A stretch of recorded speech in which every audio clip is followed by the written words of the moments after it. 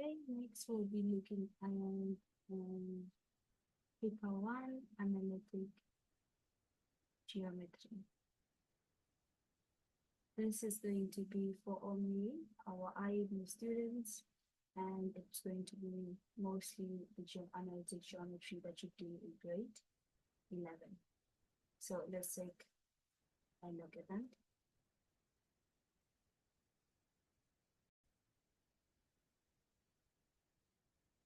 The first thing we have is the distance or length equation, which says that if we have 2 points and we're trying to get the distance between them, we would say look at the difference squared summed up, and we will get the distance. If we say that 2 points are equidistant away from each other, it then means that the 2 points is, it then means that the length of AP is equal to the length of BP.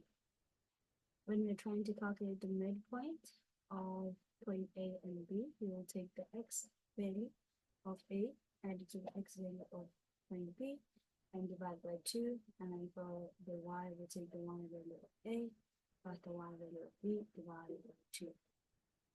Then, to calculate the gradient, we would look at a change in y over a change in x. So yb minus ya, xb minus xb.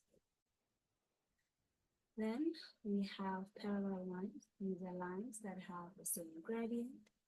We have perpendicular lines.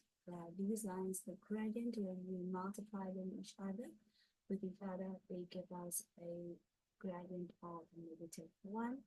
And we have collinear points which have the same gradient. So the gradient of AB is equal to the gradient of BC and equal to the gradient of C. If we have our gradient, we will be able to calculate the angle of inclination with the x-axis. If we have a positive angle of inclination, we will just say that the angle is equal to the inverse of m, or gradient. But if we have then a negative gradient, we would say that theta is equal to the 10, the inverse 10 of our gradient plus 180. Now let's look at the equation of the straight line. It is given by the equation y is equal to mx plus c, where y is our output, m is our gradient, x is our input, and c is our y-intercept. We have standard form lines, or we also have horizontal and vertical lines.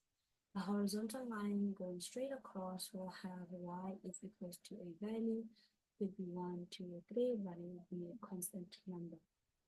And we have the vertical line that tells you x is equal to some constant, could be 4, 5, or 7.